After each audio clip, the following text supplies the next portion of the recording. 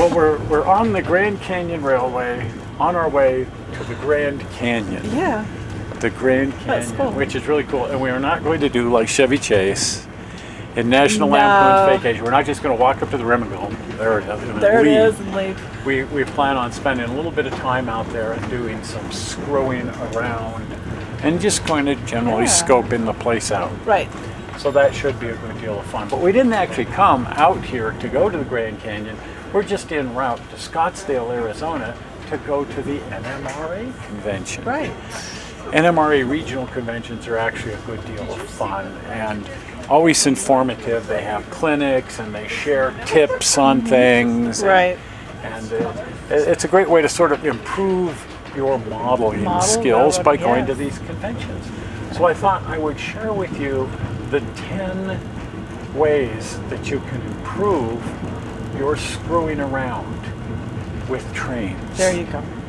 And so that's what we're going to be covering today, are the 10 ways to improve your screwing around. Except that then as I started writing them down, I thought, well, this is going to take a long time. And it's getting a little redundant. Right. I think I can cut the list down to 5. 5 things? 5 things.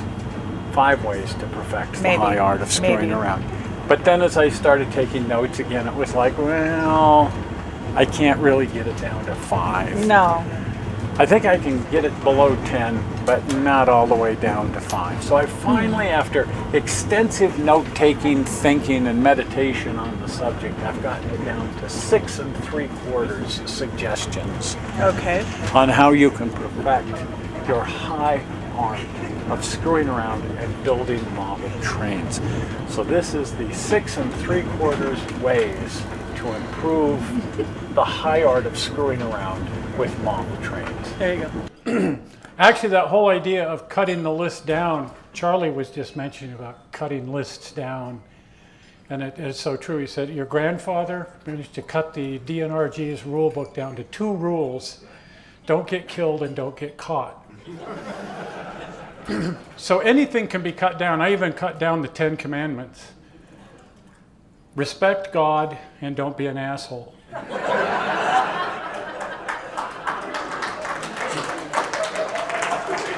There it is. I mean, it's simple, right? You could knock out everything from Deuteronomy back.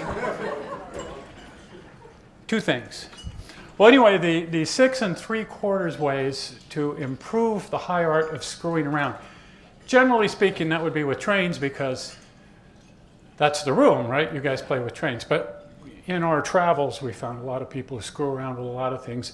Tomorrow's show is about a guy who built a 14th century medieval castle, spent $40 million doing it so that he could put his torture chamber that he brought from Europe in an actual castle with over 100 rooms in it. So there's a lot of screwing around that goes on. Everybody has some way to express their screwing around. So all of these rules, in fact, would apply to anything other than model railroading. So the first rule is strive for excellence. Now that sounds impossibly pedestrian, right?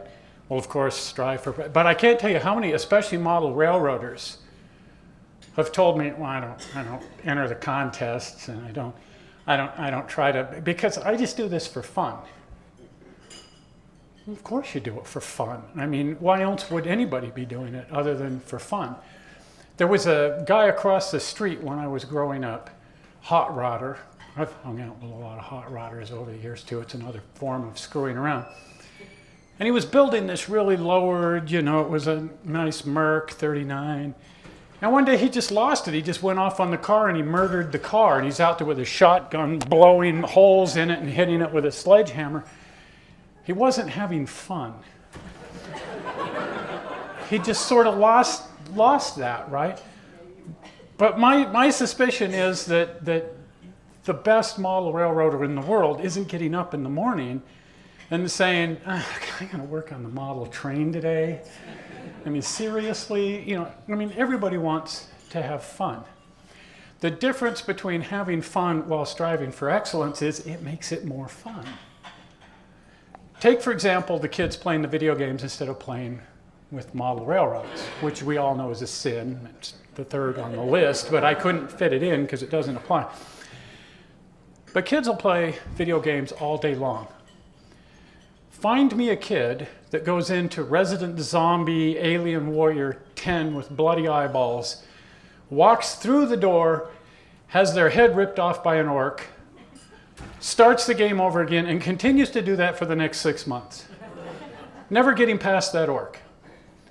Of course they want to get past the orc. They want to get all the way up to the professional wrestler, super zombie, masked warrior on level 37. Because if you don't, what have you really achieved? You haven't achieved anything. Who wants to just get killed by the orc at the doorway day after day after day? You're always looking for some way to improve the high art of screwing around. Always some way to do it better, achieve something. And it isn't just necessarily building models. Again, building models is a form of screwing around, but I know a lot of people in the hobby don't actually build models. They like to operate, they like to collect things, they like to... But that's still something that you can strive to do as well as you can possibly do. If you're going to operate, everybody wants to have that operating session that most realistically recreates the moment in time, et cetera, that you're after. So of course you want to improve it. You always want to make it better because it's funner. Not because you're going to go down in history as the world's greatest operator, but because it's funner. There was a guy I knew. He was a little sketchy, but we all went to meet this guy. He was a great modeler, Gerald Wingrove. I don't know if any of you have heard of Gerald Wingrove. He built brass cars, about 16th scale automobiles. And they were just brilliant. I mean, they were just brilliant. And he brought some of these with, he was from England, and he was delivering a model to somebody who had paid him some ridiculous amount of money to model his car. And so we all had dinner with him, and it was a great moment. But afterwards, this guy I would hang around with, he said, you know, I could do that too if I just had the tools and the skills.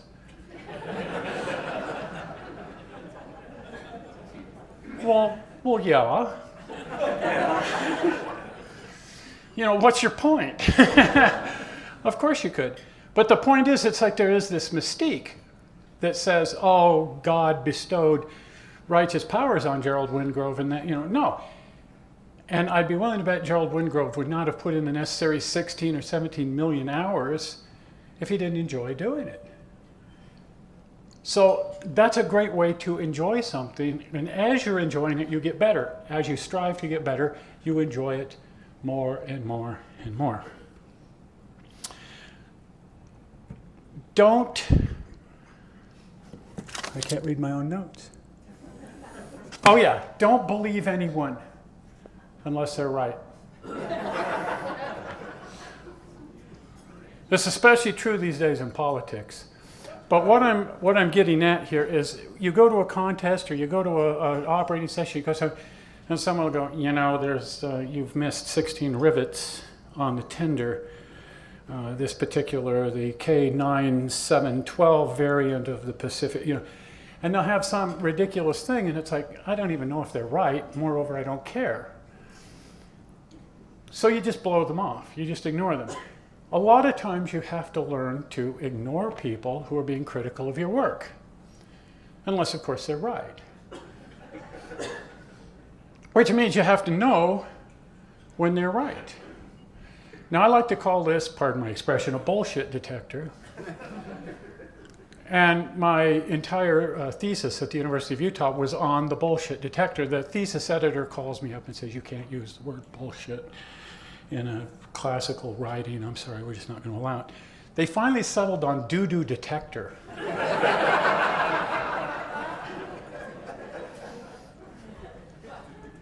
But you have to recognize BS when you run into it, because you're going to be flooded with BS, and everybody's going to have an opinion on how you can make your railroad better, your modeling better, your life better, whatever the heck it is. They're all going to have an opinion. And so the great temptation is to just ignore them, and you can. But what if they're right? So occasionally they will be right. It's like that idiot that said that you missed 16 rivets on your tender.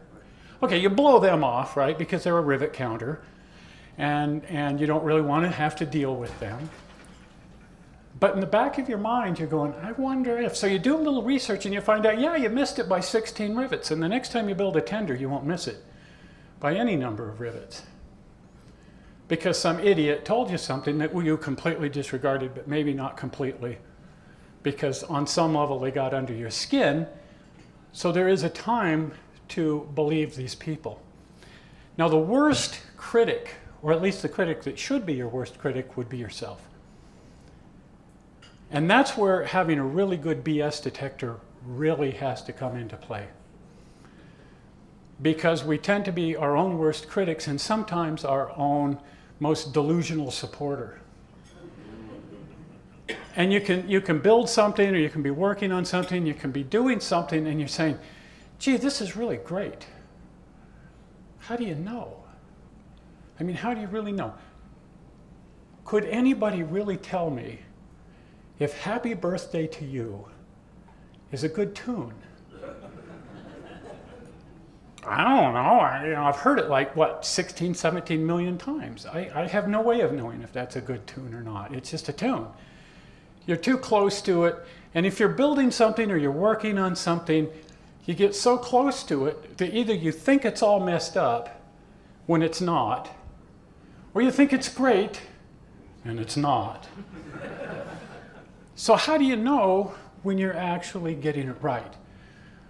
For me, the only way I've been able to really achieve that is take the damn thing, stick it on a shelf, and forget about it for 2 or 3 years, and then come back to it and go, oh, hey, this really sucks. I think I'll rebuild the whole thing and start all over again. Or maybe you're going, I really thought I messed this up because I used the wrong nut, bolt, and washer casting. But in looking back on it, the fact that I used the wrong nut, bolt, and washer casting doesn't prove to be that big of a deal. I was being a little overly critical with myself. So you really have to be able to figure out when you're getting it right. And it's one of the hardest things to do in life, I think, is to really figure out when you're getting it right and when you're getting it wrong. And especially the more creative the endeavor, it's a little easier maybe when you're trying to launch a rocket into space. If it gets 30 feet off the missed a decimal point in there somewhere, back to the drawing board. But if you're working creatively, it's much more difficult. It's much more subjective, and you really have to sit there and from your own opinion, while discarding the critics up to a point, say to yourself, am I really getting this right or not? Because if you can say to yourself, I'm getting it right, it's funner. And again, it's not because at the end of the day, you're doing something more significant that your great-great-great-great-grandkids are going to have on the mantelpiece. I mean, hopefully maybe they will. But if you're satisfied with it, if you're looking at it and you're saying, dang, I really got this right, that's way funner than not, no matter what you're doing. Rule number 3, get out of the house. Now, sometimes as modelers, we tend to just sit at the bench. It's 4 o'clock in the morning, and then the sun's coming up, and you're going, oh, I've lost another day to this project. And you go to bed, you get up, and you're working at the bench again or whatever. You go to work, you come home, you work on the thing. It's a hobby that really allows you to get so deeply buried in what you're doing that it's just you and the work. And going back to item 2, can you really know if you're getting it right if you never leave the house? If you don't go anywhere, if you don't meet people? Look at all you people here. This is a social activity. And the people who are really enjoying it are the people who are getting out there and meeting other people who are doing other things in the same vein, so that you can compare what you're doing and figure out what's going on. And it will even drive you to do what you're doing on a higher plane. And if you're doing it on a higher plane, it's funner. It's just flat funner. And hanging out with people. This whole operating, I don't personally operate because I enjoy beer too much, and then you... Where's the throttle? You can't do that. So, but with my friends, we can build models. You just set that aside when you start drinking the beer, and you get 15 guys over, and a bunch of jokes you put on the football game. But an operating session is 100% social. I don't know of anybody that, well, first of all, I don't think you could. You couldn't just fire up your railroad and sit there and be the hostler and then the engineer and then the dispatcher and go over here. You have to have interchange with all of these other people. That's what makes it exciting. That's what makes it fun. It's a whole bunch of people working together to make something happen, and a magical moment sort of happens because of the interchange between all of these different people. And that's a very exciting part of the hobby. So get the hell out of the house. Now, because we live in the 21st century, there is another way to get out of the house without actually leaving the house: the internet. Yeah. It's not a bad thing.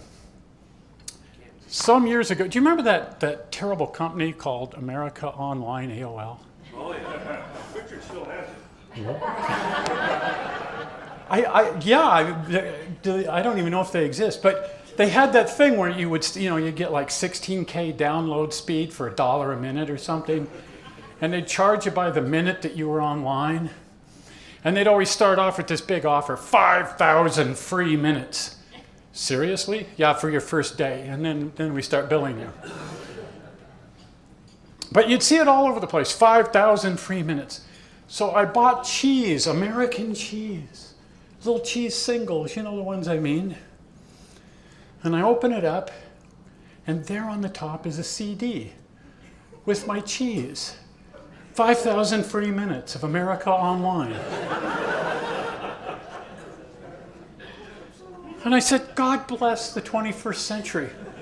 Because now, for promotional considerations, thrown in with your cheese at no extra cost, is the sum total of human knowledge. You can go out there and research anything. You can find out anything you want, except that you have to go back to item 2. Because if you believe what you read on the internet,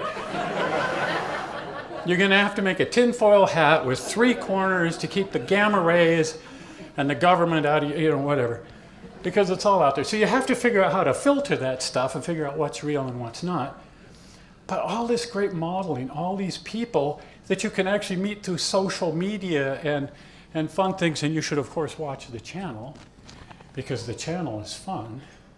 But it's the same idea. It's a way of getting out of the house without actually getting out of the house, and to be part of an entirely global community. So many of the people that I deal with on the channel, I can't even write their language, let alone speak it, because it's in some kind of little characters that they're not even letters. I don't know, everything looks like kaopectate. But that's cool. I mean, it's just cool to meet all these people from all over the planet that have some desire to screw around with whatever the heck it is they're screwing around with. And this whole global community that's really getting out of the house without actually ever leaving the house. So that's kind of fun. Okay, item number 4. When things go right, go left. Okay? If things are all falling into place for you, switch it up a little bit. And if things aren't going your way, don't get pissed off about it. Don't be like the guy who murdered his Mercury out there with the shotgun. First of all, he got arrested. But second, he was out his car, and it just wasn't any fun at all. If things aren't going the way you want them to, figure out some way to turn those lemons into lemonade. There was a couple of really famous hot rodders. Karen and I like to hang out with this particular hot rod community. One of them was Big Daddy Ed Roth, Mr. Ratfink, and he's from her hometown, and kind of a crazy guy and a wonderful guy. And he had a shop years ago with another lunatic by the name of Von Dutch. I don't know his real name, but he was just Von Dutch. Well, Von Dutch was painting a guy's car yellow, which is a tricky color to work with. And just as they got it finished, he somehow stuck his thumb right on the end of the hood and left a big thumbprint in the wet paint. Okay, well, let it dry and we'll sand it out. So he's sanding it out, he's buffing it out. There's no way of getting rid of the blemish. He's going to have to sand out the whole hood. And because it's yellow, he's never going to get the color to match. So he whipped out some red paint and his sign painting brush, and he painted a little flourish here and a little flourish there and kind of brought it around this way. And the owner came in and said, "Can you do that on the trunk?" and on the doors. And now people are lined up down the street to get these little flourishes and you know, and he becomes the father of hot rod pinstriping because he stuck his thumb onto the end of this guy's hood. I wonder if John Allen, because if you know anything about John Allen, he didn't have an airbrush or anything. He used to paint all his locomotives with a brush. I've painted locomotives with a brush. I mean, I was like 6 years old, but I have painted locomotives with a brush, and they just don't turn out that good. But if you weather things, you can make anything look great, right? Tell me the father of weathering didn't start weathering his engine to cover up the fact that he painted it with a brush and it just didn't turn out very good. So you can always change it up and find some way to improve the net result. If it isn't going right, go left. Find some other way to do it. Find some other way to make it work. And quite often you'll find that it pays huge dividends, that you'll hit on something really amazing. Another thing that I like to tell the kids, I've taught filmmaking for years, and they want to make Batman. Right? Everybody wants to make Batman or some kind of superhero thing. I said, you really can't do that. You don't have $200 million and you're not MGM, you're not Sony Studios.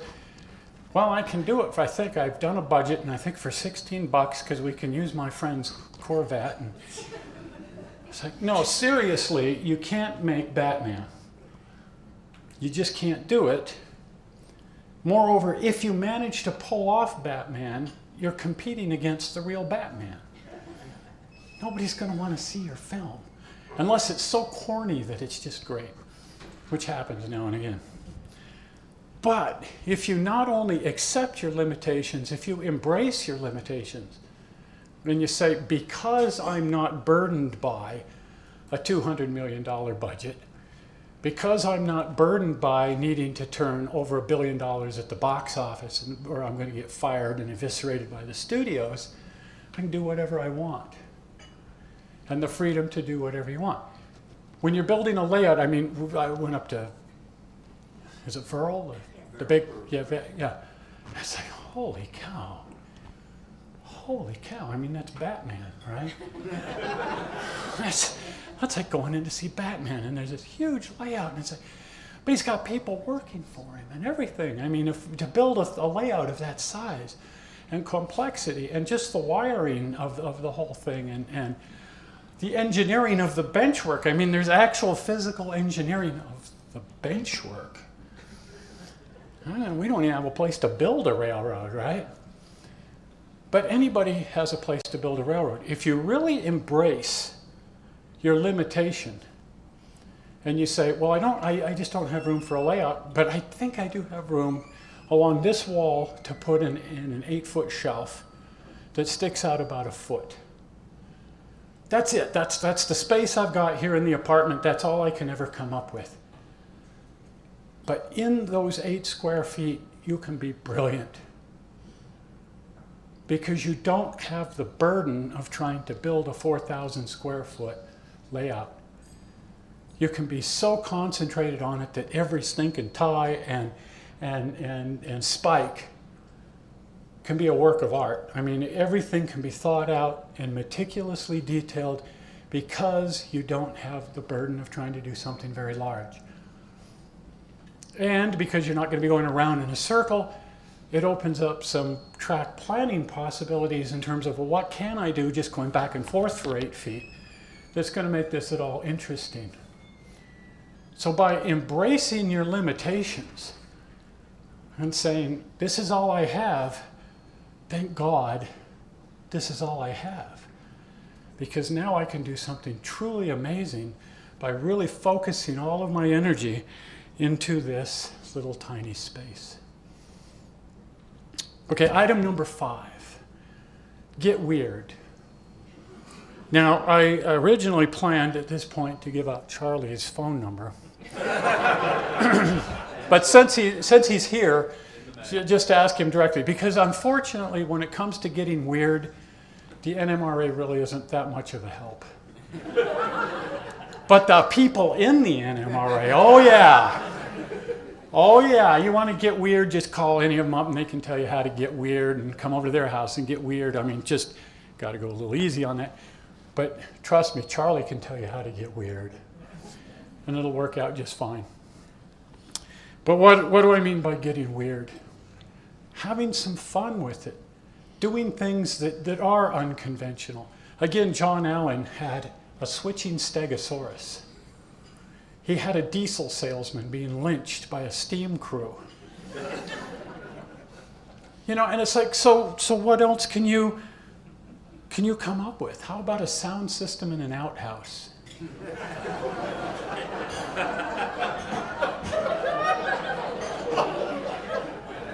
I've never seen it. I've never heard it. But the mind boggles at the possibilities, right? Could get interesting. Could get interesting because it could get really weird. For those of you who aren't into maybe that period in your modeling, I know a lot of people are into transition. And UP, I love the UP. And I did discover that they designed two nuclear turbine engines that they never built. They had atomic reactors, and that generated the steam for the turbines that generated the electricity for the traction motors, and maybe thank God they never built them. I mean, who knows? How fun would it be to build those?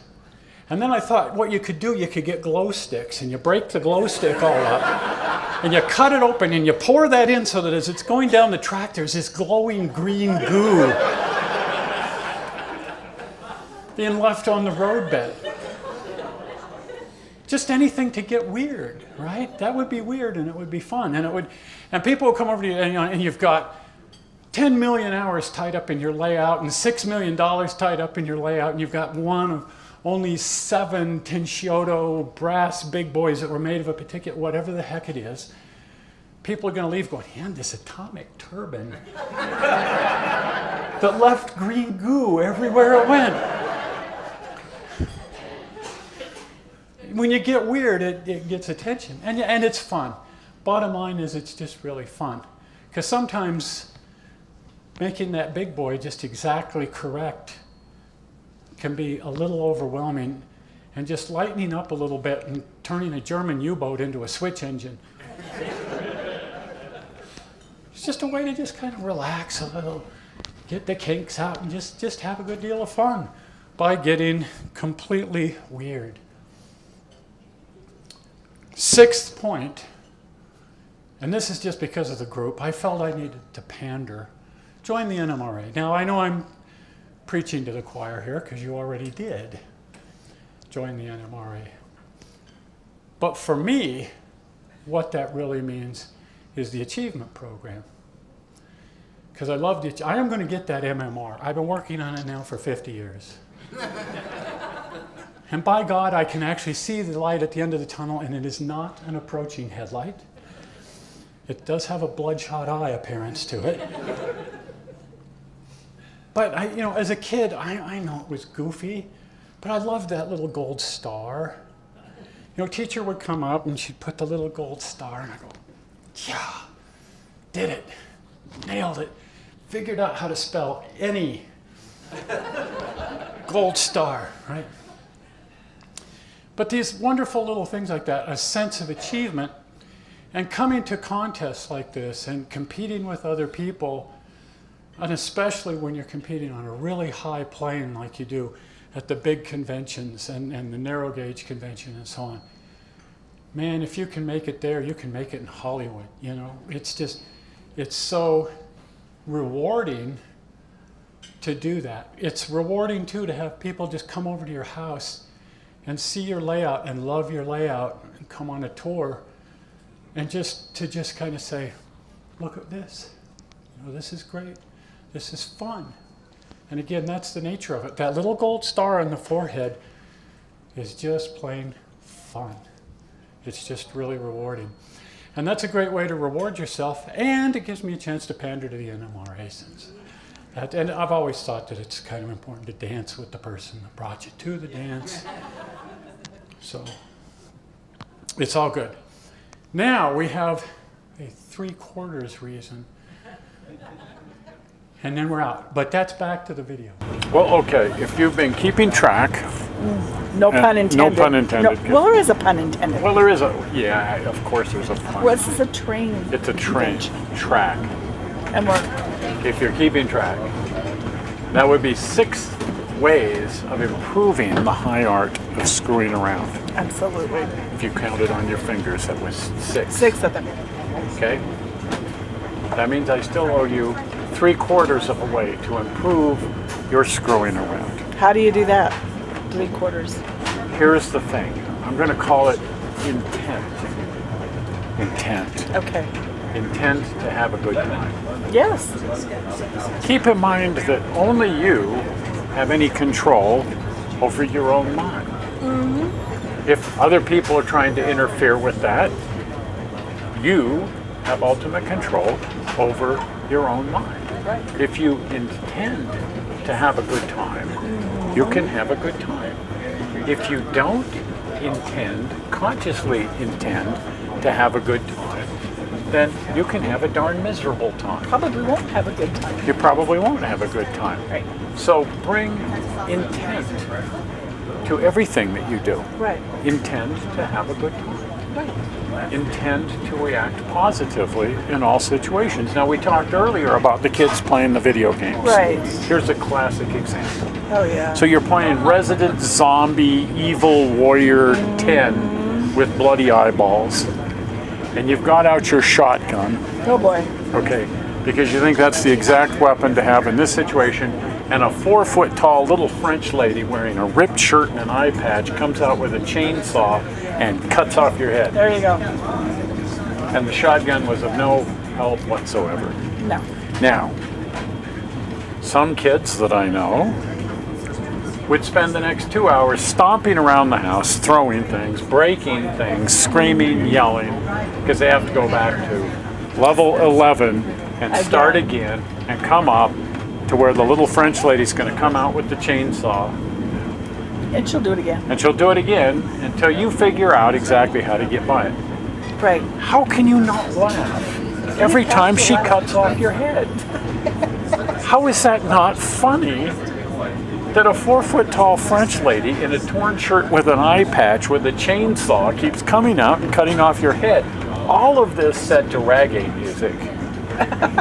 Right? Every time that happens, you should be laughing your butt off. You should be seeing the humor in that situation. Yeah, right. And then next time come through with the Gatling gun or the machine gun or the, whatever the heck thing, Right. the sword. I don't know what it's going to take to kill the French lady with the chainsaw. But built into the game is the solution. That's the purpose of the game. You're not going to enjoy the game if you don't intend to enjoy the game. Right. So these kids that are spending all this time perfecting their game instead of perfecting modeling, which is what they should be Right.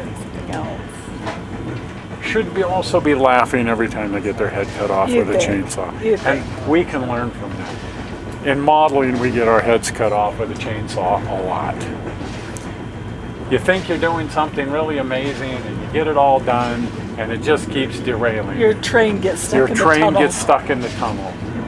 Behind Steve's workbench. The piece of track work that you thought was absolutely brilliant, you've got to rip out and do all over again because you screwed up the multiple curve thing deal with the super elevation easement and it all went horribly wrong and you're going to have to tear it out and do it over again. You can either enjoy that or not enjoy that. Right. You can either get pissed off about it, swear off the hobby, and discontinue your subscription to the magazine or whatever the heck it is, or you can just laugh. Think of it Can like I laugh? a little... I'm dropping Coke all over your pen. Did you spill on me? Yeah. That happens. Feces happens. No, it wasn't feces. It was just Coke. It was just Coke, but feces happens. Stuff happens all the time. So one laughs and one moves on. You got to see the lighter side of the whole thing. And if you're taking it too seriously, if you're not bringing an intent to have a good time with you to it, then you're not actually going to enjoy it at all. Right. So intend to have a good time, and you will. Makes a good deal of sense. It does. Okay. Right. Well, enjoy the rest of the show. I know we will. Yep. There isn't much left of the show. This is No. pretty much the end of the show. Right. But that's okay. I think we've all had a grand time. We have. And from here, we're going to go off and screw around and do Some more. something else. We are heading to Durango. Oh, yes. So we're going to be having a good deal of fun. Keep watching. Screwing around up there. So watch that on the show and stuff. And in the meantime, perfect the high art of screwing around and do it with intent. Right. We'll see you later. Bye. See ya.